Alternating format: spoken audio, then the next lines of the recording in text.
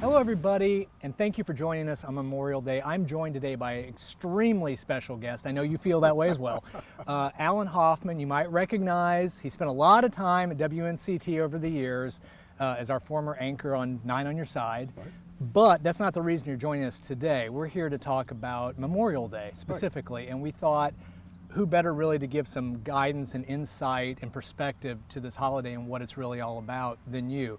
So I wanted to start with your background, if you don't mind, in the military and how you got into the military and how that came about. Well, it was I went in the military in 1969, okay. And I was in college at the time. I wasn't doing well. I was probably drinking beer and chasing ladies too much, but I decided it was time to go and do something with my life. So I went into the military and I went through the Warrant Officer Candidate program, which taught me how to fly. So I ended up being a helicopter pilot.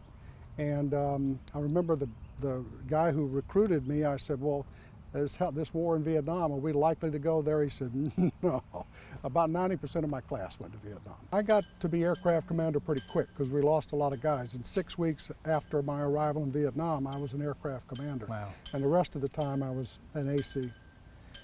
So I'm sure that you have a lot of good as probably well as harrowing memories of flying. I mean, can you just take us through what that experience is like to come under attack while you're flying?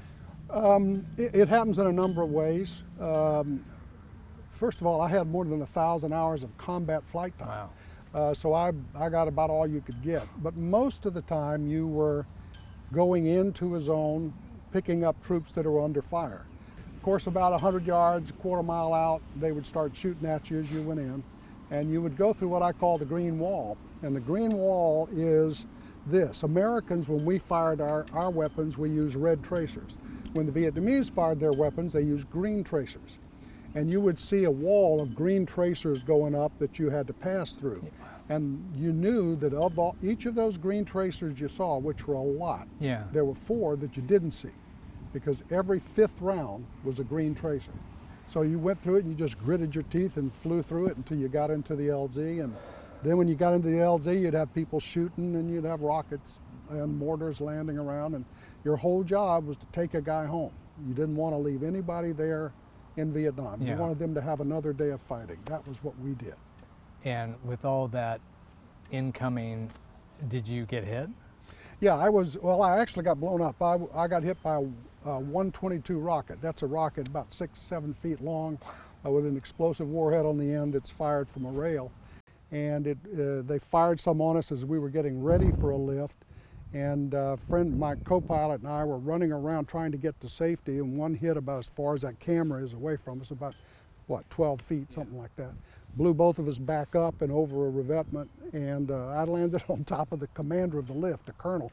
I got a shrapnel and a busted wrist, and my co-pilot got wounded in the head, and I medevaced him and didn't realize that I'd been hurt.